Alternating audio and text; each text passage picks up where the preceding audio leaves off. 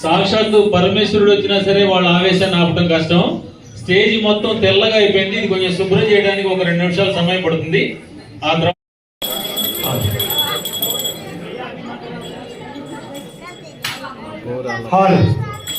ప్రళయకాల ప్రజ్వలిత ప్రభావిత్వమైన పరమేశ్వర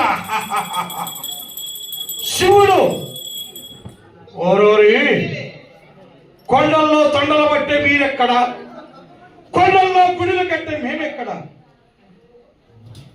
యతో ధర్మస్య ధర్మానికి బద్ధులమై ప్రతి దేవాలయం ప్రతి దేశం భారతీయులందరూ ఒకటే. సనాతన ధర్మం శివుడు. ఓరోరి సనాతన ధర్మాన్ని తులాతులాకులు చేసే మీలాంటి వారి కోసం ఆ పరమేశ్వరుడు కిందకి దిగి వచ్చి సర్వతాండవము చేసి శివతాండవంతో సనాతన ధర్మాన్ని ఈనాడు కాపాడుతూ దేవాలయాలను పరిరక్షణ చేస్తూ మన సనాతన ధర్మానికి ప్రతి ఒక్కరు కట్టుబడదాం. ఏది ధర్మం, ఏది న్యాయం? దేవుడు ఎక్కడ ఉన్నాడు? ప్రతి మానవుల్లోనే ఉన్నాడు. ప్రతి మానవుడు హృదయంలోనే ఉన్నాడు. సకల మత సారాంశమే పరమేశ్వరుడు శివుడు, లయాకారుడు, బ్రహ్మ విష్ణు మహేశ్వరుడు సైతము దివ్య ప్రభావితమైనటువంటి ఆ పరమేశ్వరుని మనసులో స్మరించిన శివ అంటే కోరిన కోరికలు తీర్చేవాడు ఆ పరమేశ్వరుడు. హర హర మహాదేవ.